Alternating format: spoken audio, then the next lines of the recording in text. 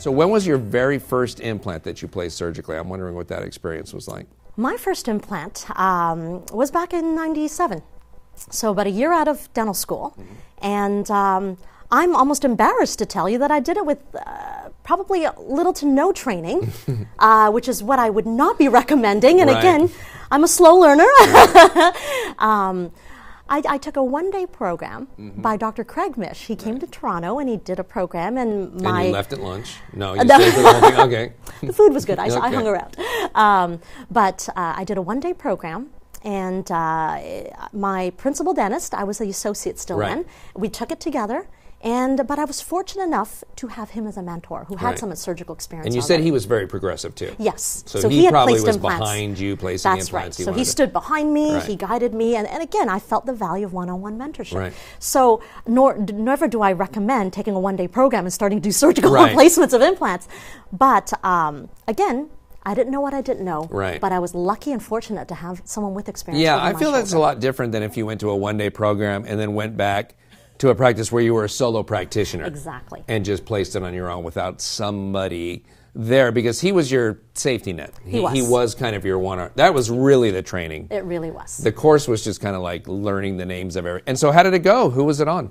It was a gentleman in the practice, and he had a lot of periodontal conditions, and it's been managed and cleaned up. But he lost his 4 anterior teeth on the anterior mandible. Hockey? So Perio? No, he wasn't. I'd love to say that he was, but I feel that the anterior mandible is a great place to begin. Right.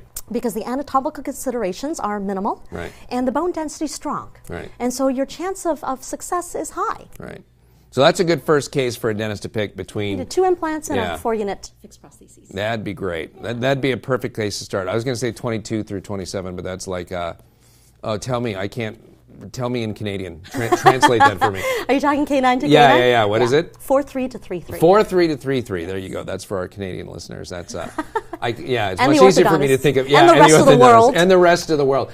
Hey, we never got with the metric system, let alone the universal tooth numbering system. It's one step at a time for us. So the first implant went well. Did you use a guide on that one, or did you freehand it? No, I didn't even know about guides. Again, I just didn't know what I didn't know. And I'll tell you, my success from that, I think, was a lot of luck. And my guardian angel over my shoulder. Did you have a cone beam for that one, or was that pre-cone beam? Absolutely not. Okay. As I said, wouldn't advise that today. In hindsight, probably not the smartest thing to do. But what I was smart enough to do is to have a mentor. Yeah. And he was sort of your cone beam. Not that he had 3-dimensional vision, but he was going to help you the best that he could. So that's neat, because you grew up kind of doing it the old style, I guess you would call that today. And now with that experience, you could have seen how you may have continued to place them that way and kind of poo-poo cone beam a little bit, but you've really embraced it and said, hey, this is the way to do it. Even though I started off the traditional route with laying flaps, reflecting flaps, and doing just eyeballing and freehanding, that made me respect cone beam more, because you make an impression and you perhaps do some bone sounding, and you open it up and it's not what you thought it was.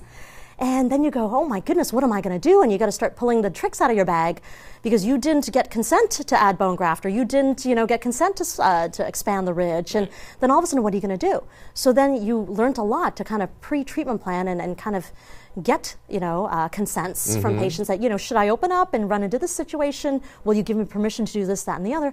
I believe in sedation for implant dentistry. I just think it's a much nicer way for patients to have their treatment done, and I think it gives me an easier field to work in. Do you offer it to everybody, or do you Absolutely. require it of them, or you just offer? I offer it to everyone, but I highly recommend it to patients because when they're not nervous and their lips aren't tense and their tongue's not moving around, it just all goes better, right? Yeah, I just say, what makes it easier for me? Because they'll say, well, I don't need it, and I say, well, I need it. Right. And I'll say, what makes it easier for me is a higher success rate for you. Yeah. Well, Natalie, it's been an absolute pleasure having you here today. You're a delight. Thank you so much. And I love your approach to education. I don't think there's anything more significant than hands-on mentoring in a one-on-one situation. So that's fantastic. Thank you so much.